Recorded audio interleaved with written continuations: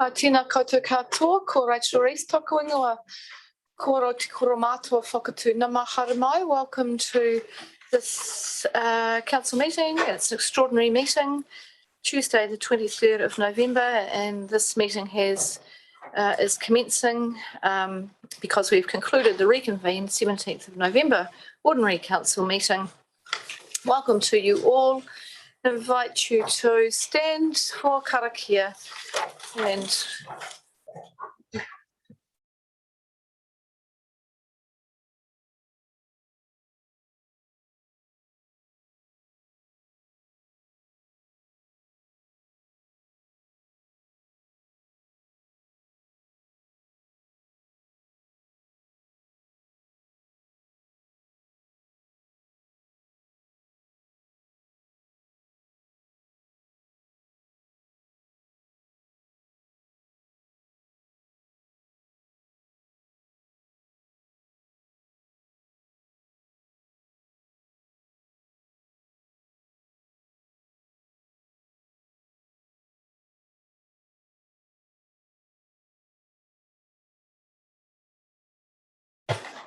all right, this one's going to be a good one for us to practice on now. We've got so good at tuia. Welcome to everyone today. I have a couple of apologies. I've got an apology from Councillor Eger and an apology from Councillor Noonan. Moved by Councillor Courtney. Somebody to second. Thank you, Councillor Brand. I'll put the motion. All those in favour? Aye. Against? Carried. We have interests on the agenda today. Just a reminder about updates to the interest register, and if you have any conflicts of interest in relation to the matters on today's agenda, please let me know. We do not have public forum today, and Mayor's report. I'm not delivering a Mayor's report today because I've done one in the previous meeting. We'll move straight on to item 5, which is the notice of motion from Councillor O'Neill-Stevens for free fares, and just the procedural advice from the governance advisors that although the document is in here as and you'll see set out on pages 4 and 5 and 6 and 7, although it says mover as Councillor O'Neill-Stevens and seconder Counsellor Laurie, that still has to happen in the meeting, so you've still got to make sure that you move to that point. So we have it's the recommendation on page 4 has been moved. I'll second it. And it's seconded by Councillor Laurie. All right, so the purpose of the report and some background is set out on pages 4 and 5, and I will hand over to Councillor O'Neill-Stevens to introduce the notice of motion. Thank you, Madam Mayor. So I think that the report sets it out pretty clearly. This is about joining the Aotearoa Collective for Public Transport Equity in their campaign for free fares for community service card holders, tertiary students and under 25s. This is a submission to the emissions reduction plan, asking specifically for the government in their next budget to include provisioning for this. So it's not a request of Waka Kotahi, it's a request of the New Zealand government. Thank you. All right, I'm going to open for questions. Questions, Councillor Brand. Thank you. I just want some clarification, please. I heard the other day that I'm not sure where this sits in relation to the Nelson Regional Transport Strategy, and also, I'll just hold it there while I get my words. I'm not sure who answers that question, whether it's the chair of the Transport Committee or a staff member or... Mr. Lavertis is here and the chair is here, so between them I'm sure they'll be able to help with that. So they may just need you to, I'm sorry to Councillor Brand to make you speak again. You could just repeat the question for... Last week it was discussed that this may be in conflict with what our regional transport strategy is. I just want to clarify that. Who would like to answer? Chair of the committee? And then Ms. Lavertus. Well, we can have a go, Madam Mayor. Okay, Yeah, I suppose what we've got is with the regional public transport plan that has been approved and has been endorsed by this council, has put in place a number of measures over the next 3 to 6 years. Part of the, I suppose what it is that's put in some measures, but one of the things it didn't put in was any funding for free fares. So I suppose that's where the conflict is, that the public transport plan has made no provision for free fares. It has gone to the board, and the National Land Transport Fund has approved the funding of the regional public transport plan to the tune of $5.9 million, plus an extra $2.5 million to deliver the improvements that the plan wants to deliver. I think that's about as simple as I could. And there's been no provision in that plan for free fares. There is provision in that plan for reduced fares and a flat fare, a lower and flat fare structure. Ms. Lavertus, is there anything you wish to add? Through the chair, nothing more at this stage, no. That encompasses it, yes. Thank you. And my other clarification is, this is under the funding to come through the emissions trading part from central government. Is that the right place?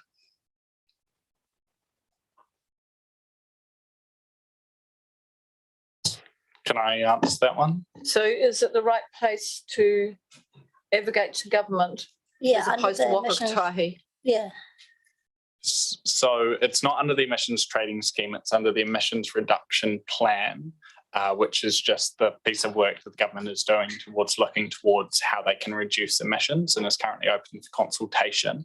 The funding itself would simply come from central government. Waka Kotahi, as noted in Councillor McGurk's comments, does not currently have budget or funding for this, which is why it's a request of the New Zealand government as opposed to Waka Kotahi. okay. And then my last question is public transport for free. So fares cover the maintenance and the cost of running public transport or contribute towards it. Where does that cost come from if it's free for certain people? And I'm all about accessibility. I just want to know where the cost is covered from if it doesn't fall where you're asking. But I'm also thinking about history. In early 1990s, when the deregulation of the bus public transport came in, the level of service dropped, the quality of buses dropped, and there was a whole heap of breakdown in employment matters and stuff as well. So I'm just got a concern of the flow-on effect, I'm getting there, of what this actually means for the New Zealand, but also for Nelson directly. So it's a expressing a view, there's not a question sitting in there. So like, where would that, how would that, like, I'm assuming that by them putting this together, the Aotearoa Collective for Public Transport Equity, that this is matters that they've addressed. So I'm assuming that as Councillor Rohan has put forward to council, that means that's being looked at, and I just want to understand where they landed on that. So much like Super Gold card holders in off-peak time when they travel on our system, that cost would be footed directly by government. Whether they do that through Waka Kotahi or another mechanism is up to them. But in terms of where that funding to meet up the shortfall between patronage and those users that would continue to use the service, and probably an increase in users, that money would be coming from central government. So there's no expectation that Nelson City Council would fund this going forward in any way, shape or form? No.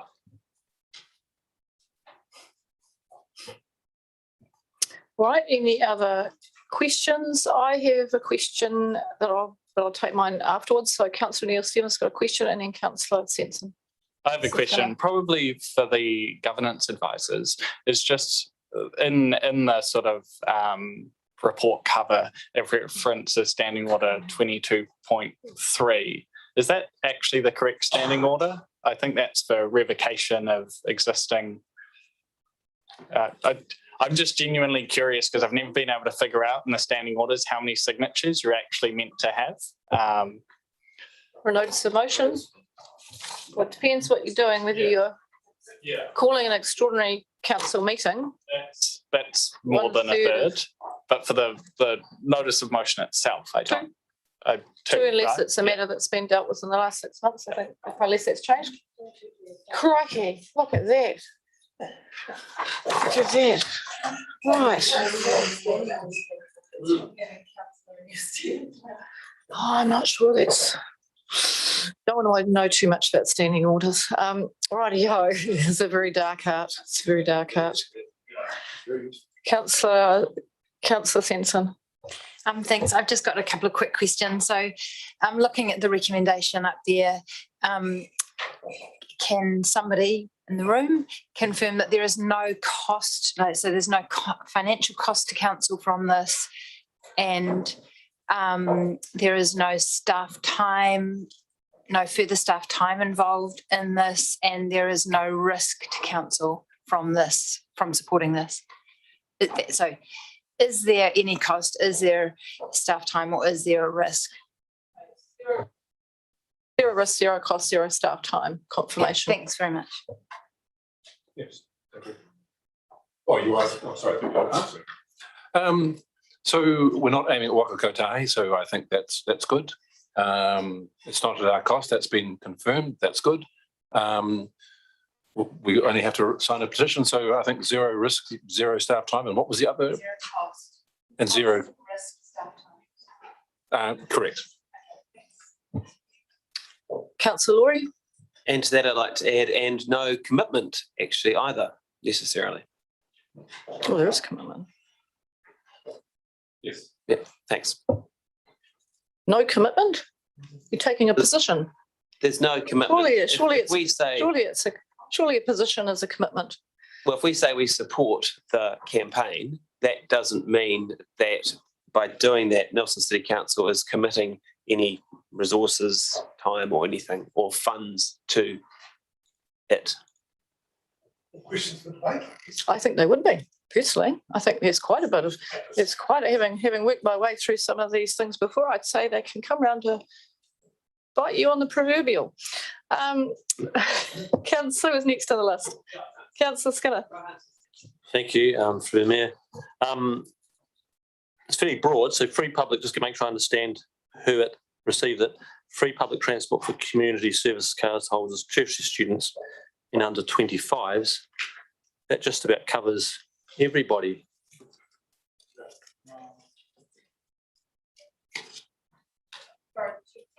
Sorry, That's right, Councillor no, Skinner, that was very impolite. That's right. I should have gone like that. Yeah, no, all good. So, All good. sorry.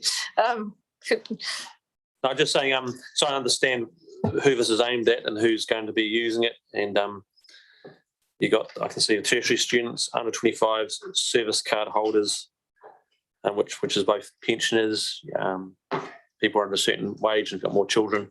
Actually, a lot of people have a community services card holders. It doesn't make it a bad thing to have this service, but it's very broad, very, very, very broad. It's providing free bus services, very broad.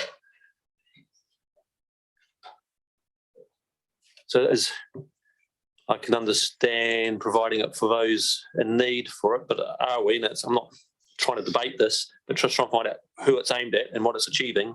I see it's trying to achieve lower emissions, and then it may tend to debate then those people who would have biked or walked or could have biked and walked will then utilise carbon transport. And you can say those are in need, you can say both pensioners are in need of it and both young people trying to get to school or even apprentices getting to work. So who's it not aiming at? Who's it encouraging to walk and bike? So people who it wouldn't apply to would be, I guess, most of the people in this room. So if you're over 25, if you're making more than, if you're a single person making more than, I can tell you, more than $30,000, then you're not applying for a community service card. If you're not studying, so that is still the majority of the population, and over 65s through their Super Gold card already have free off-peak public transport. Just going to say over 65s already do have a community services card, and then I would tend to think most people would have one even around this room, but not for people to answer that. But I mean, if you've got a family of 4, you can earn up to $76,000. A family of 5, family of 6, you can earn up to $97,000. You can get a community services card. I'm just trying to work out, that's obviously well-meaning, to get people who would possibly drive their car to use a bus. But I'm assuming here it's actually going to capture all those who could walk, or many of those who could walk and could cycle to use a bus. My kids would be on this, going up to Kmart out in Richmond and back for free service. So it's not just getting them to school or a place of work. I know when we had that 3, just trying to get the scope of this, when we had that 3 bus services during COVID, my kids very cleverly took lots of trips out to Richmond, different shops and malls they'd never gone to before because they could. I think that's one of the risks, isn't it? That you could actually, I suppose that's one of the risks. It's one of the risks that could exist with it. That could happen. So I just have a question. Has anyone estimated the, this has been presented, I think, to Wellington Regional Council. Was there any cost has anyone done any calculations of what it might cost to go for the country if all public transport has that been estimated?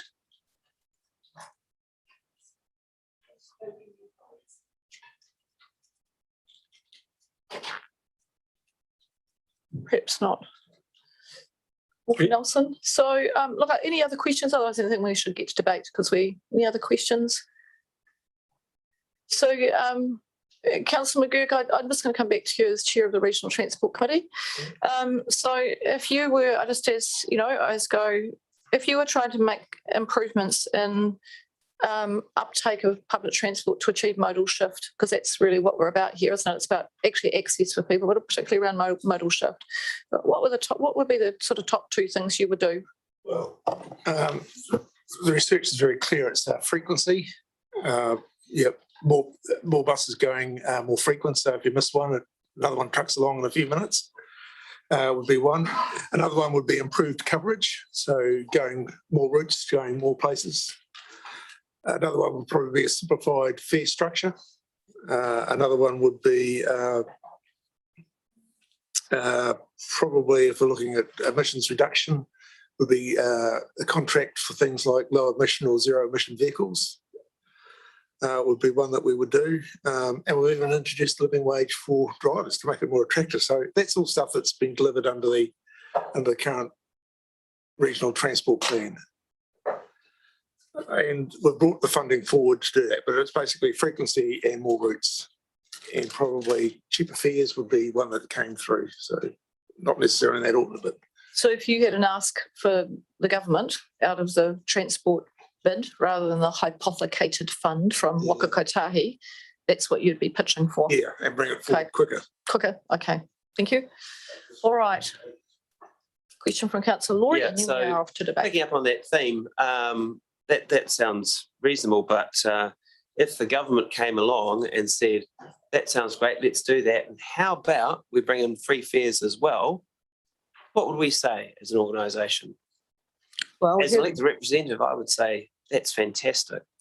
What I'd like to ask the Chair of the Regional Transport Committee, since he's been answering your somewhat leading questions, Madam Mayor, whether he would think it was fantastic as well. I don't think they're leading questions. I don't think it was leading.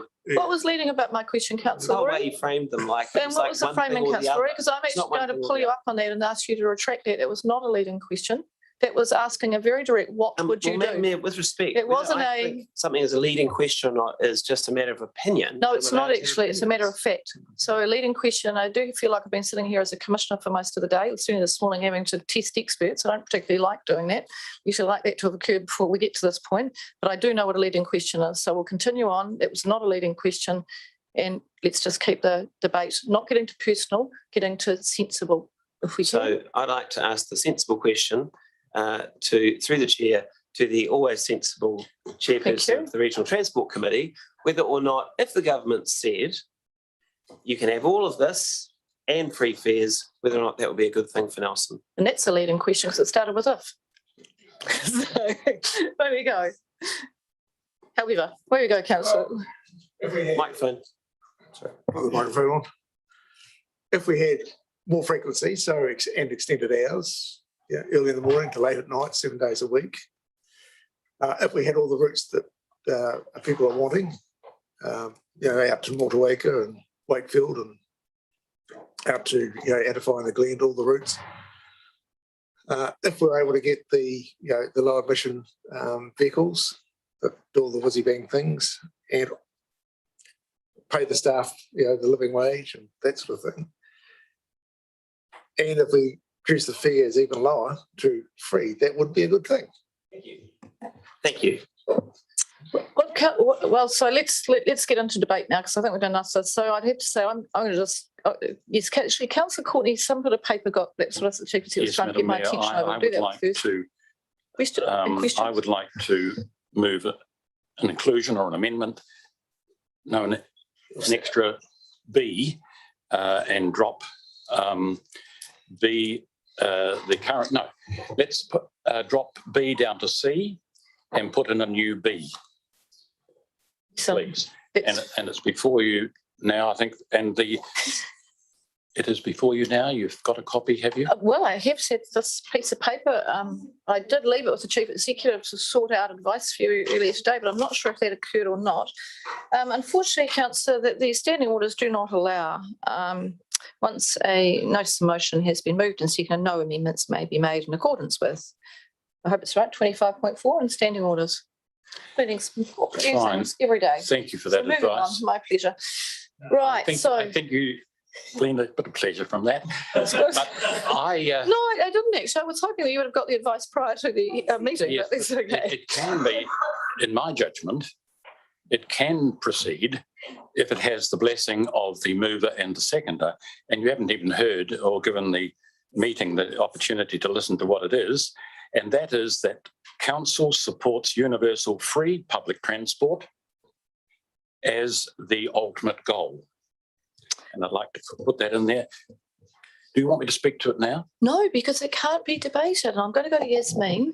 And Yasmin is, as I said, this side of the table, both sides of the table, sorry, Pat, both sides full of wealth of knowledge. So let's see what the wealth of knowledge has got to say on this one. Through the chairperson, standing orders 25.4 note that only the mover at the time the notice of motion is moved and with the agreement of a majority of those present at the meeting may alter a proposed notice of motion. Once moved and seconded, no amendments may be made to a notice of motion.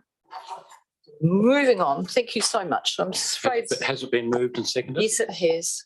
Yes, it has. And I'm disappointed for you that that conversation didn't occur before we started this, but unfortunately it hasn't, and there's not much I can do about that. I was under the impression that if it had the blessing of the mover and seconder, it could progress. Well, unfortunately, they are the standing orders today, Councillor Courtney. So in the interests of, thank you for your good thoughts, but unfortunately we can't attend to that today. But thank you very much for your good thoughts.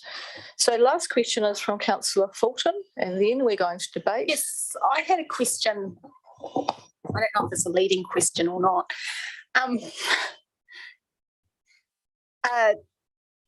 Councillor McGurk outlined some really great ways in terms of achieving modal shift, in terms of increasing the frequency of buses, more routes, simplified fare structure, low emission bus vehicles, and paying the living wage. So I really, really like that plan. I really like that plan of action. If central government was to introduce free fares and fund, presumably they'd have to fund more than they're funding as well now, to a significant amount more for the free fare funds for these groups of people, plus fund more so that we could have increased frequency and more routes, but our buses were actually full because they were free.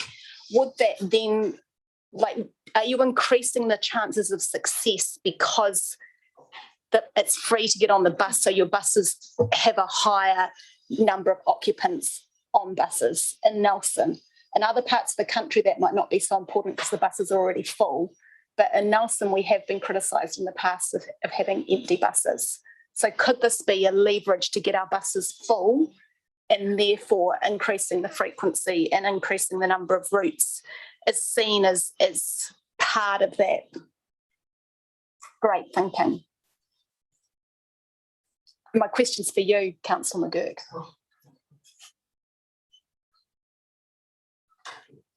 Yeah, I'm just sort of collecting my thoughts. The debate we had when we were sort of formulating the public transport plan was, you've really got two choices. One is, do you go for frequency or do you go for coverage? You can have more buses going to more places, but if the frequency is the same, it doesn't have the same result if you have more frequent buses going where they're most needed the most. So that's why I keep coming back to, if you're going to jazz up the public transport system, frequency is probably the first thing you want to do. Then you work on to routes. And to increase the uses, you've got to make it attractive in terms of fare structure. And at the moment we've got four zones, drop that down to 3. But if we can bring the fares down to $2 for anywhere in the network, there is a contribution. It's not fair, but it's a lot cheaper than $5 to go from here to Richmond. Thank you. Okay, we're now into debate. Councillor O'Neill-Stevens, do you want to reserve the right to reply or speak to the? I'll be doing both. Why not? Dragged you all in here. I'm going to make the most of it. Thank you, Madam Mayor. I'm very happy to be speaking in support of this. I want to start by acknowledging the hard work many young people around the country that have gone into developing this campaign and doing a huge amount of research. I just want to quickly flick off a few key facts. Transport is New Zealand's fastest growing source of greenhouse gas emissions. In Nelson, 94% of our household emissions are from transport, while 93% of households in Aotearoa own a car. Up to 30% of the population does not have car access. We know that car ownership is lowest amongst low-income households. We know on average low-income households spend 28% of their budget on transport compared to 8% for high-income households. Māori and Pacifica are twice as likely as Europeans to have unmet need for a GP due to a lack of transport. And only a small minority of adults agree that public transport is affordable. We know that this is an issue. And I want to acknowledge what Councillor McGurk has said earlier in relation to the Regional Public Transport Plan. That is some great work. I was incredibly proud to sign that out. But that shouldn't be the end. And in that plan, we set our goal as being increasing patronage. We made that decision that we wanted to get people on these buses. We have in front of us a great avenue to advocate to get more people on buses. Where we've seen free fare schemes in cities in the Netherlands, France, Sweden, and Czechia, that's led to double to tripling patronage rates. That is a huge increase. When the Netherlands made free public transport free for students, ridership increased by 80%. We also know, which is one of my favourite, is that when the Super Gold card for over 65s, when that first came in and applied to public transport, we estimate that, or people far smarter than me estimate that it prevented 1.4 million car trips in its first year. That is a significant impact on emissions reduction. That is, and it's relative to some of the other steps that can be taken. We also know that it's building a equitable platform for people.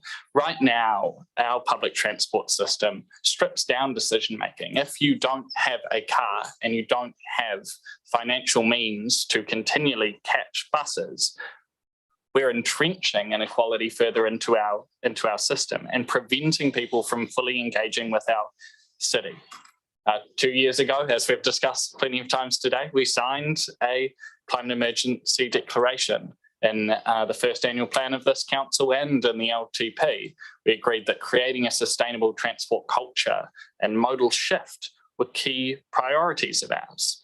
And so this is really a pathway to achieving the goals that we've already laid out. We know that this will have a significant impact. We know that it'll have an impact where it really counts for the people who need it most of all. I also don't think it should be understated by who would be standing alongside. A huge number of unions, student associations, city missions, church groups, climate action groups, political party youth wings, a huge breadth of people. Locally, you've got Bicycle Nelson Bays, you've got the Beneficiaries and Unwaged Workers Trust, and you've got NELSUS. These are people on the ground that see the reality of our transport system and also the reality of transport inequality and have come together. 57 organisations, now 3 local authorities as well, Kapiti Coast, Porirua City and Horizons Regional Council, who have all come together to say that this is something that we could do. And I trust those organisations, and I trust that we should be there standing alongside those unions, standing alongside those student associations and saying, actually, this is something that we are willing to support too. So I hope that you'll be able to support this, because at the end of the day, it's about enabling people to, in a low emissions way, engage with their friends and whānau. It's about letting people get to school, to work, the GP. I think I've got 10 minutes because they're actually moving it. 5. Mover has 10. 5, according to my standing orders experts to the side. Really? Yeah. Okay, well. So you're over time now. 5 in each session. Write a reply. Come back. Save it. I will. Councillor Sampson's next up. Thank you, Madam Mayor. I'm really happy to be speaking in support of this, and I would also just quickly I'd like to recognise Councillor Courtney's initiative to get universal free fares on the table as well, because it is something I would absolutely support. When I first heard about this campaign, I have long thought that free bus fares could be the game changer that we need to address modal shift across the country, to support getting people out of cars and onto public and active transport. And, you know, connecting trips, so biking to your bus stop and then parking your bike and getting on a bus to get to work, which is what happens all over the world. When I looked into it a little more and saw the vast number of groups that were backing this, I was pretty impressed. And so I would just like to acknowledge Councillor O'Neill-Stevens for bringing this to the table, for your dedication and fortitude in getting us here and this to the table. And, you know, in my view, it is, you know, there is only wins out of this initiative. Wins for people's health, wins for the environment, wins for carbon emissions reduction, wins for congestion reduction, wins for healthier and more connected communities. So I'm really happy to support this, and I hope that others around the table will consider supporting this as well, given that there is no risk, no cost, no staff time. Thanks very much. Thank you, Councillor Courtney. Seeing Councillor McGurk, Thank you, Councillor Madam Laurie, Mayor. and then, Councillor Brand. I'll pick up Just on everyone. Councillor Sanson's comment. This could be a game changer. And that's why, Madam Mayor, when I looked through the order paper and saw the recommendation here, I thought, well, it's too narrow. You see, one councillor said it was too wide. But I thought, no, it's too narrow. It's focusing on an equity issue. And then I thought of a past dream or a current dream. You can have a dream at any age. And I thought, no, this public transport is more than an equity issue. It really and truly is. I see it as a tool, a major tool, in helping us grapple with the challenges associated with climate change and working through with our climate emergency. I really do. And that's why I put up unsuccessfully, but success takes time and perhaps in small steps, but that council supports universal free public transport as an ultimate goal. And I think that's a worthy goal. And I commend, as Councillor Sanson has too, Councillor O'Neill-Stevens for bringing this through in this way. It shines a light. It shines a light on what I think could well be the key to getting people into the habit of using public transport. Now, we haven't succeeded up till now, but we will one day. We will one day if we remain positive and we have incentives. I think we've got to break in with some bold, inspirational thinking. And I think this government would see where I'm coming from. Something dramatic needs to be done to get people onto public transport. I'm not going to say we're not succeeding. I hope I didn't say that we're not succeeding at the moment, because I think we will eventually. But one day it'll be seen that it's the way to go, and it's not going to be a burden on ratepayers, or definitely not a burden on ratepayers, nor taxpayers, because the benefits, and Councillor Sanson also highlighted those, economic benefits, tremendous, building businesses, building opportunities, creating jobs, so many social benefits, giving people mobility, independence, interacting with each other on the bus service, greenhouse gases emissions, and Councillor O'Neill-Stevens went through those figures so very well. 1 minute to go, Councillor Courtney. I might ask someone to move an extension of time. Oh, no!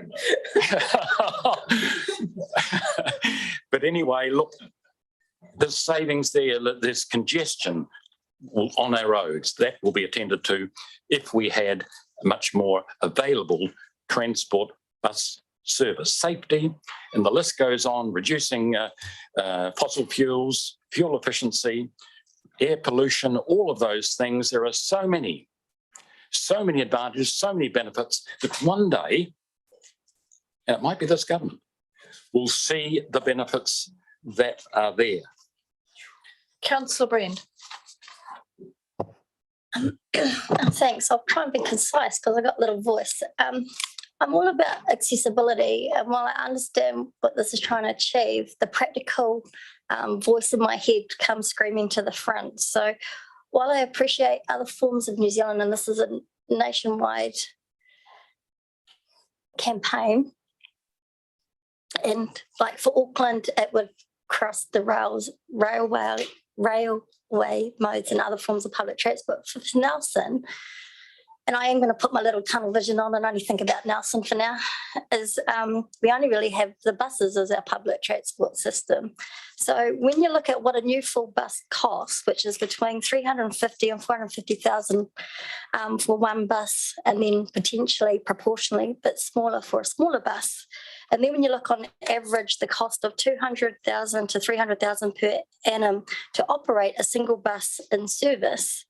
And then when you look at the average of each bus needs to generate, in order to meet its maintenance costs and its operation efficiencies, not taking into account roadworks and delays and other stuff, you're looking at about a single bus needs to earn $50 per hour to cover operational costs. And while I appreciate that this is going to central government is not the bus owners, and therefore the cost of operating a bus service will fall onto the bus owners and the operators. So what in here has made it attractive for them to continue operating? And the reason I ask this, again, I'm going to hark back to the early 1990s when the government brought in deregulations of the bus services, and the quality of the bus service dropped dramatically and fares increased and buses went on time, and the availability was far and few between, and bus stops changed locations, and it caused quite a lot of difficulties for people who were utilising the public transport service and how they operated.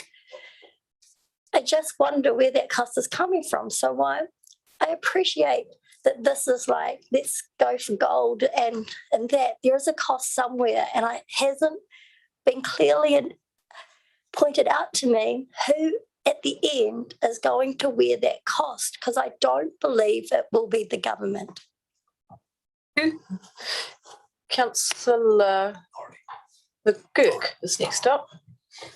Thanks, Madam Mayor. I do love a good debate. And I think it's probably useful that I put up some some countering views to sort of help frame the debate and the course of action that we choose to take. I'll start at the bottom there. The one thing I am actually quite conflicted by this one. I think it's, there's some obviously merits in representing, what's doing out there, but at the time it can be, I think, a bit of a distraction. But anyway, we'll start with the bottom part there, is that the supporting this campaign does not require any further actions by this council. And if we've been asked to support this petition and advocate, and that I think it does actually need to be backed up with some action, either it's implied or overt. If we choose to support this recommendation, then it's probably a reasonable assumption by the community or users or whoever that there's some kind of expectation of some sort of concrete support, that we'll actually do something towards it. Now, we're going to make some, if we're going to make some change, say this is the way we want to go. I'm not sure that we've really thought through what the policy considerations are, the costs, the nature and strength of the countervailing public interest factors and things like that. So I imagine if you go to the minister, whoever that will be, the Minister for Climate Change or the Minister of Transport or a minister, they'll be wanting to know is what are you putting into the pot to make this happen? And I'm not sure that we've actually thought that one through. The next one I'm thinking about is when I've listened to the advocates, and I've sort of delved into this reasonably closely because it is of interest. It is of significant interest. Hearing what the advocates say is that many in this group don't have driver's licenses, nor do they have access to a motor vehicle. The cost of public transport's quite high, and the figures are there. And it does limit their participation in things like education and employment and just being a part of the community. And they see this as a part of the solution. So I think this campaign is more about addressing transport poverty than it is reducing our emissions. Transport poverty is probably the primary part. Emissions is probably the secondary consideration.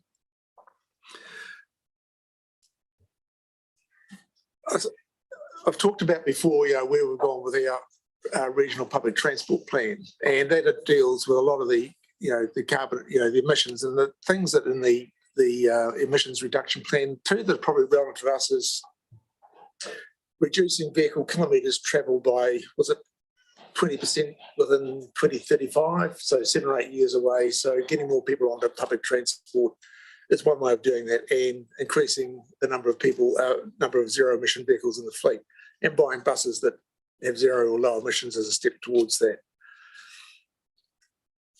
looking at where you're looking at the transport poverty is that they're probably not the people that are driving cars. You actually want to target your ones about making that modal shift from people who are perhaps using their cars now into active and public transport. And I think the way that we've got our public transport plan and the way it's pushed is that will probably achieve more than zero free fares. I think we've got to, the risk is that if we don't do it and we have the opportunity there is use it or lose it, if we can actually increase the number of people using public transport, it costs pretty much the same to run a bus with one passenger on as it does with 30 or 40. You get more people on the bus, the savings are there in so many ways. So I think the emphasis should be is trying to get as many people onto public transport, not just a particular groups who are subject to transport poverty. I'll probably just leave it at that, but a couple of distinctions that I would make is that with the gold card it's just for the over 65s at off-peak hours. So it's not at all times as this campaign is proposing. So that's one distinction. And I look at the gains that, use an example of Queenstown Lake District Council when they brought the same sort of fare structure that we're proposing, lower, flatter fares across the Whakaturu Basin. They had similar increases in the use of public transport as the zero fees. Simply just making it attractive and a viable alternative for that without having to go down the free fares way and use the flat lower fares to drive that change. So I'll leave it at that. Government can do what they like. I am constrained that they're talking about making a bid for the 2022 budget bid rolling out in 2023. That pretty much coincides with some of the timelines around our regional public transport plan. So there is a shift in policy. It's quite subtle. And we've consulted on the regional public transport plan. We've got buy-in from our partners, that's TDC and Waka Kotahi. I'm not sure they've gone down the same way with this. I'll just leave it at that. Thank you. Next up is Counsellor Laurie. Thank you, Madam Mayor. So I'm supporting this because I think it's going to work. It would work if it comes in. I think we've seen evidence of it working in Nelson Whakatū, and I'm just frustrated that I didn't think of this earlier and bring it up in the questions. But here is a photo of 3 council candidates on a bus, an N bus, in 2019 at the election. And those of the viewers at home. And what happened is we had I want to make sure everyone's included, Madam Mayor. So what we had is we had, if you remember, we had a free bus day. And the bus was packed. And the 3 of us took the bus out to Stoke to a campaign meeting, candidates meeting. Every N bus in Nelson that weekend was packed. It was sensational. And the reason is because the N bus was free and people got on it. So we've seen it work. We know it can work. This idea, this campaign is based on 3 really important ideas. 1, getting more people onto public transport will be good for the planet. 2, increasing people's connectivity will be good for their well-being, good for the greater community, and good for those individuals' opportunities. 4, getting some more cars off the road would be good for the planet. When you consider the billions we spend on roads and the challenges we face, I think free fares, this campaign, is an idea whose time really has come. I think we underestimate the impact of congestion on what it is that Nelson Whakatū has to offer. If we get stuck in gridlock every day, if our congestion gets worse, we lose one of our fantastic selling points. Why would someone want to move to Nelson or invest in Nelson or bring their business to Nelson if Nelson has the same problems as our bigger centres? They won't do it. And I think regional New Zealand hasn't thought that one through enough. So this addresses that as well.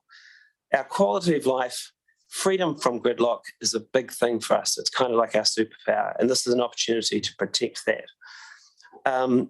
I think free fares would massively complement what's in our regional transport plan. It's not one thing or the other, it's what we're planning, and maybe, just possibly, something awesome that supports it, makes it even better.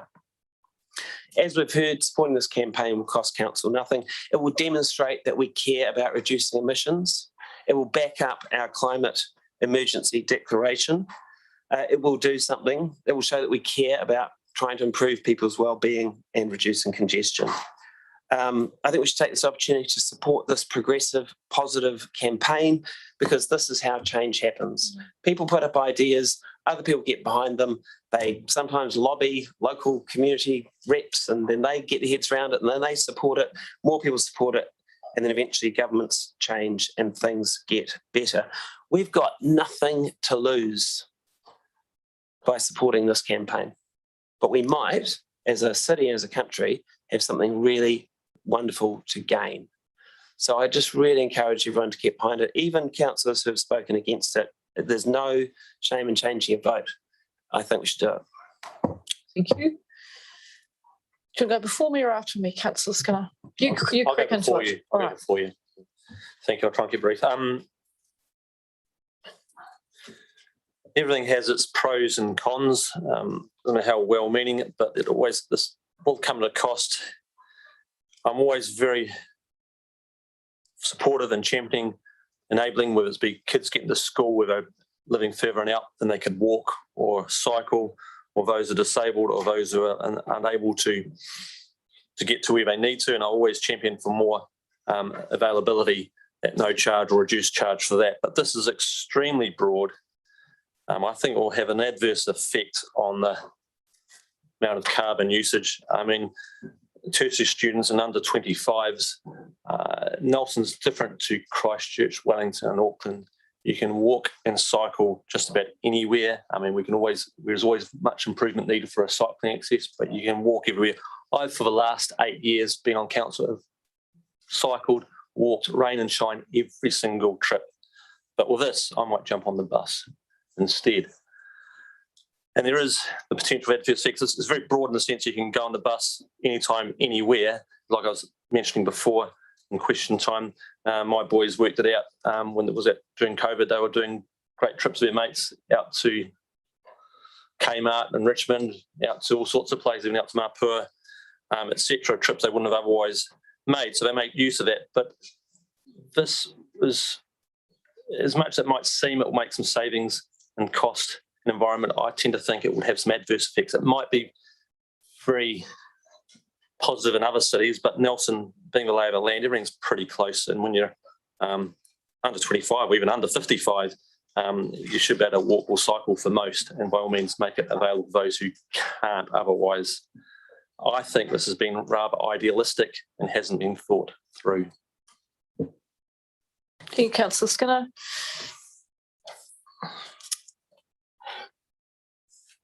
I think there's a real opportunity here to communicate into the budget bid and into the emissions reduction plan the critical parts of developing a modern transport system.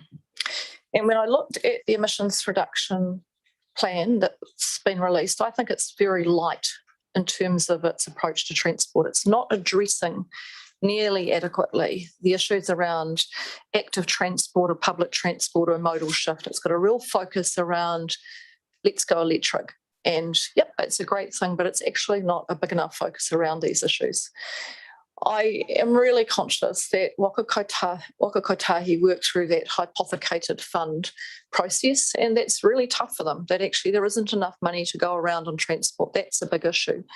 And if I have a message, a message I'd like to deliver to the Cabinet is that when they're putting the budget together, if they're really going to make some progress in terms of emissions reduction, then they're going to have to put some more money in, outside of the hypothecated fund. It's going to have to go in through vote transport for emissions reduction and modal shift. That's where it's going to need to go. I have been really impressed with the work that our officers and TDC's officers did in producing the joint public transport plan. And they thought really hard, and we went through as those of us who are members of the Public Transport Committee, know that we went through that process and landed on what we were confident with about the best package that we could put forward with what we had, and we did really well in putting forward that package. We got a very, very sizable increase in funding from Waka Kotahi for our public transport planning. So what they looked at, and they said, actually, that is really sound evidence-based decision making. That's their public transport committees that have listened to their community, and they actually have a plan in front of them of what they're going to do. And I want to stick to that plan. I actually think that's a really smart plan. I'd like to, like Counsellor McGurk, I'd like to advance it faster. I'd like to be able to look at, getting, more routes, more often, longer hours, and I think that would be really critical to delivering to our community.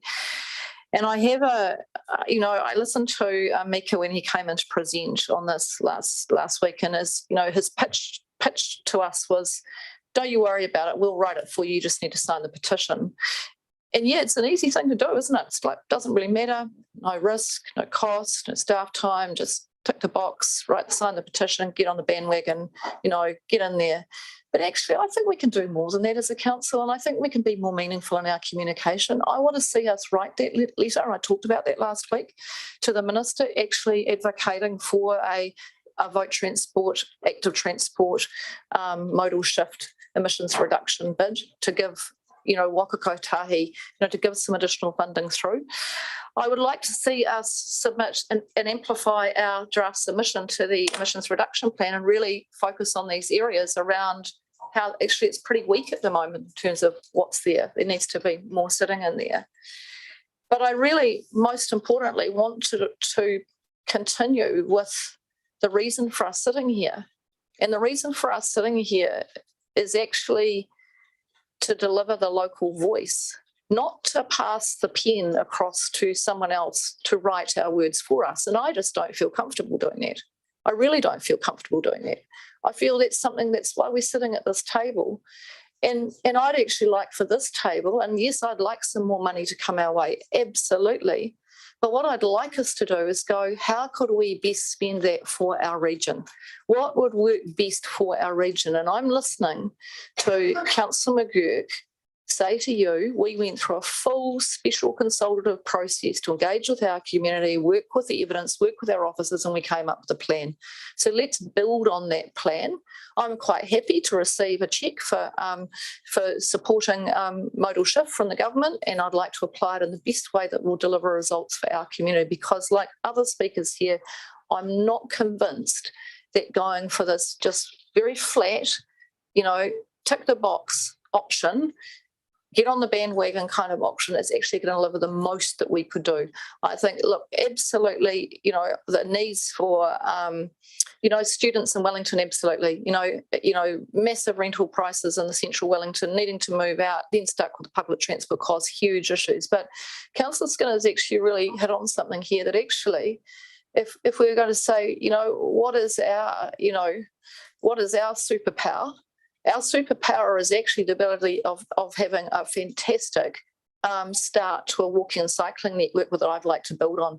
I'd really like to see actually us really build on that at the same time as making sure our network for public transport gets people to places faster, on time, and delivers to the needs of our community. So, look, virtuous as this is, I'd really just like to really stick to our plan. I'm happy to write, happy to amp up the emissions reduction plan, happy to receive money for the government. The only thing is, in answer to the leading question, which is the leading question, by the way, is Councillor Laurie, is when you talk about what it is you really, really want, and then said, and so what do you think? It's like the thing in the jury box where you say, oh, so were you at home on the night of the murder, to the witness, and they go, oh yeah, I was at home. So that's a leading question. Now I've lost my train of thought. So in terms of where we want to go on this one, I think there is a real opportunity for us I have completely lost my train of thought, Councillor Laurie. Totally. Just wind things up. I do. Well, I've listened to everybody for so long, I thought I might have a little go myself today. I've had a very, very patient in the chair. I really want to see a system, if we were going to go into a free fares system, that didn't leave us to the nearly disastrous place that we ended up with super gold cards that then required a massive amount of advocacy with the government, where they decided that, oh yeah, we've introduced this thing and now guess what we're going to do? We're going to try bulk funding you for how much it's going to cost councils. You might remember that, some of you have been around here for a while. And the regional sector had to work really, really hard to avoid that free fares. So avoid it then, through the super gold being transferred across to the ratepayers and going on our rates bill. And so when you can say there's no risk with this, I'd say, well, you be very careful. And if you want to pick up a free fares offer from the government, you better to get a contract for at least the next 20 years. Because when you create that system and then somebody turns it off 2 years or 3 years down the track, guess who gets asked to pick up the cost? Local government, ratepayers, and it just moves across because there is nothing free. Did you wish to speak? And then we're round. Yes, for I'll the speak right of reply. briefly. Speak. No. Gosh, it's been a bit of a deja vu day today. I feel like we've had this conversation around free bus fares many a time around the council table, and seem to recall Councillor Copeland and myself having a bit of a push for this many years ago. And I talked about, and when I lived in Cambridge, there was a free park and ride, and that was the first time I got to experience free buses, and I thought it was fantastic because I could the bus would lower down and I could put the twin buggies straight onto the bus, and then we could get into town in 10 minutes rather than 45. So for me, free buses resonates. I think that it changes behaviour. I think it incentivises. We all know people love free parking, so why would they not love free buses? The other big game changer for me is actually a response to the COVID emergency. And we've seen incredibly bold, compassionate, responsive government who have done every single thing they can to protect the people in this country. And I would expect the same kind of response when it comes to climate change. So climate change is an existential threat to us all. And actually buses should have been free 20 years ago if we were serious about modal shift and getting people out of cars, because as a country we are way behind other countries. We are still far too dependent on our single occupancy vehicles, and that's because we've had no other choices. We haven't had the choices before us. I look at my daughter who's in Wellington, second year uni. She goes, I've just figured out how to use the bus, mum. So after 2 years of being a student, she's finally figured out how to use public transport in Wellington, because we don't do it much here. And I do think that if we can support our younger generation to make those changes now, we support that lifestyle change permanently.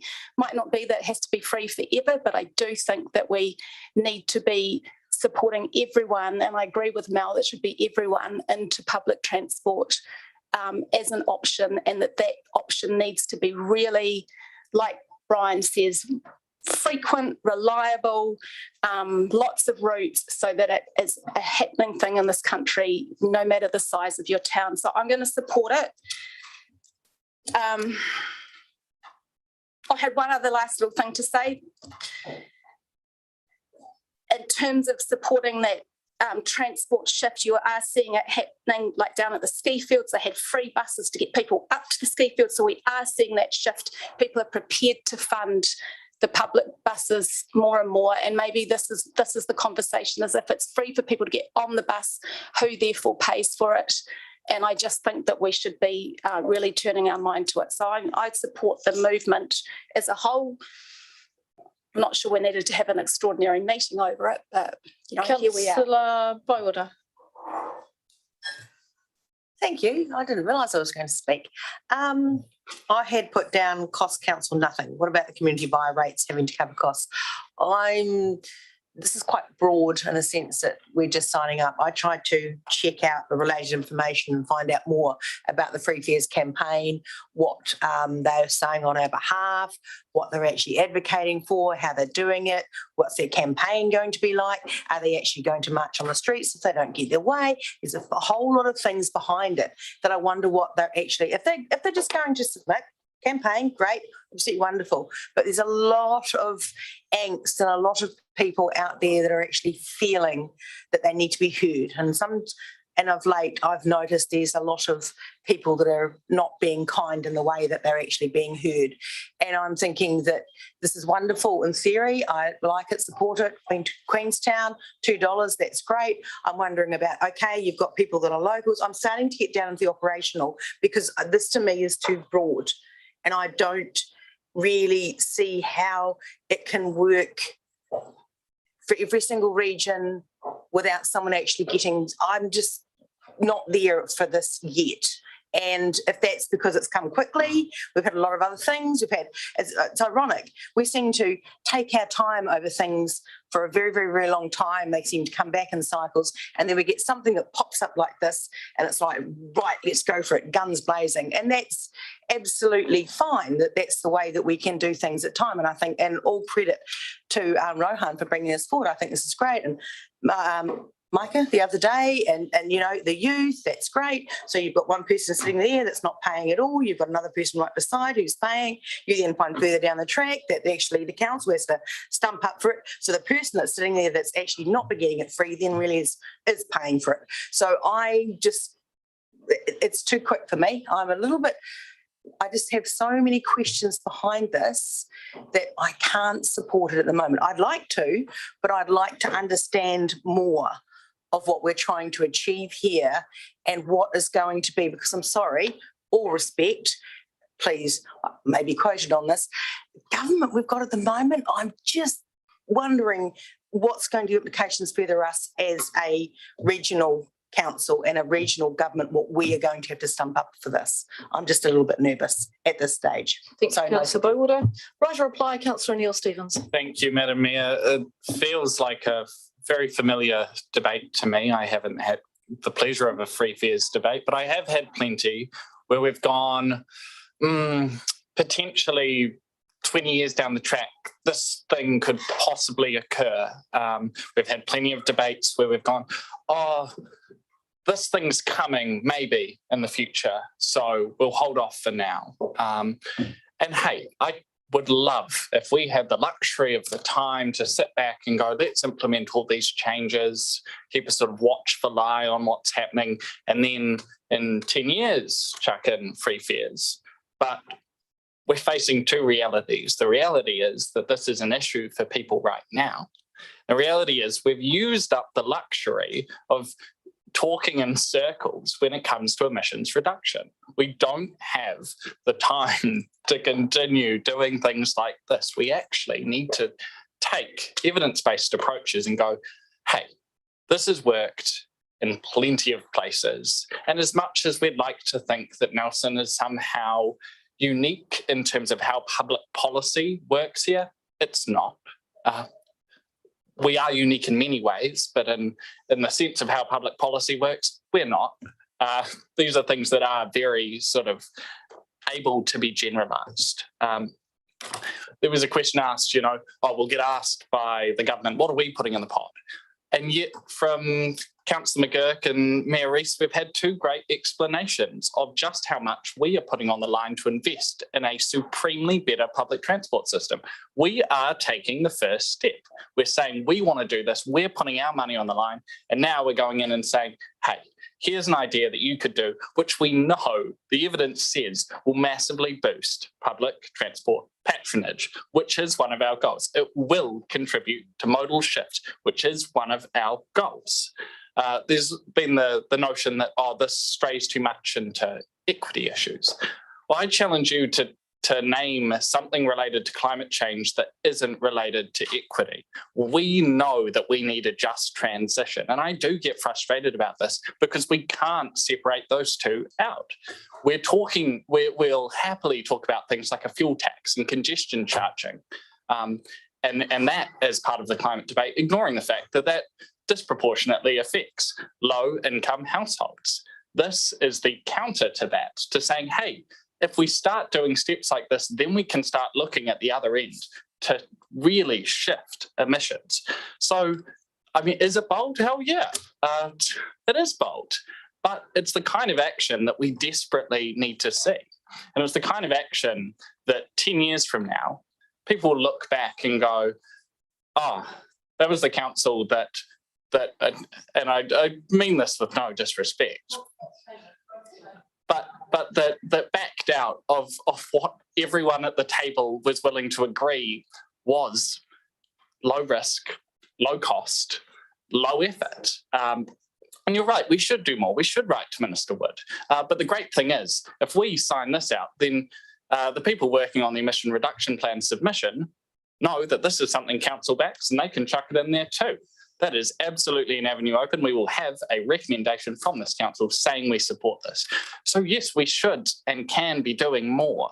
But this, and I did find the sort of bandwagon comments a little disrespectful to just the wide diversity of really excellent groups, most of which are working on the ground with low-income people, with our transport system, and are trying to create something better. And again, I know this is of some comfort. We're not the only council to do this. We're not the only regional council to do this. We won't be alone on this journey because we will be surrounded by organisations. And actually, having a united voice is so much more powerful than having a weak line and a body of a submission. So, but finally, to think that this doesn't affect people in Nelson is ridiculous. We have students being forced out to Stoke and out to Richmond because of the price of rents. We have low-income households being forced out their way. Their place of work isn't changing. They're still coming into the CBD. And how are you doing that? Look, it's great to walk and bike, but for the practical reality of young families, of low-income households, you know, being able to allocate 30 minutes to an hour of your morning is just not the reality. So this is taking what we know is a practical issue. It is giving a practical response. And I do just want to emphasize, at the end of the day, we aren't the final decision makers. Government is. So when we start getting into the nitty gritty, we can actually sit back and go, look, this is an idea that we're helping to bring forward to government. And actually, they're the ones with the resourcing to do that work, and they're the ones who will have to do that work, not us. So we can actually sit back. So I am very happy to support this, and I do welcome anyone to change their mind with open arms, because at the end of the day, I think this will be a decision that we're remembered for. Okey doke. Would you like a division? Yes, please. Okay.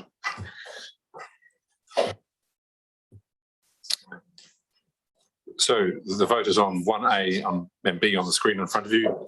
Councillor Noonan's an apology. Councillor McGurk. I'll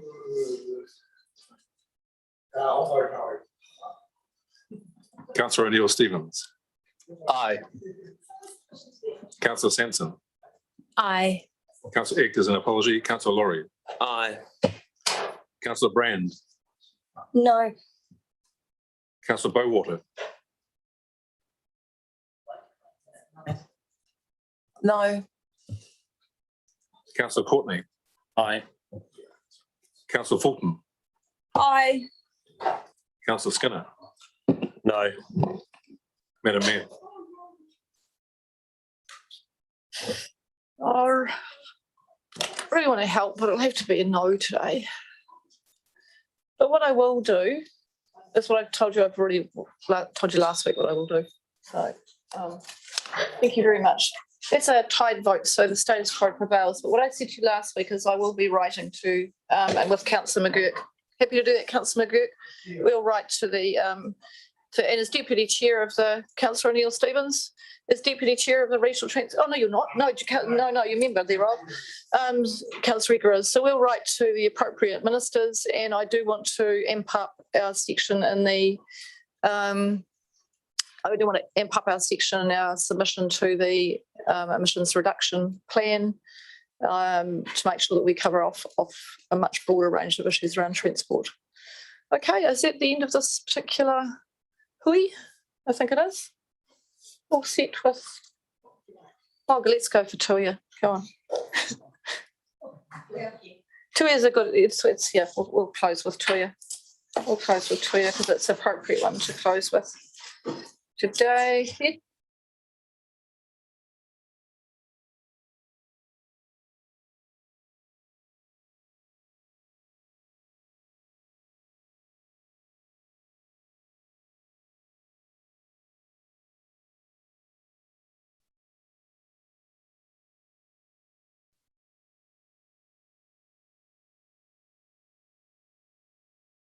Can I just say that I noticed that the governance advisors actually managed to do the opening karakia without looking. They were- It was great. very I told impressive. you, told you. Top class, top class. All right, close our meeting. Nice to see you all, and we'll just go off live streaming. Thanks for good meetings today, Rachel. Really. Yeah, well, they've been long debates, but we've ticked off some things today, and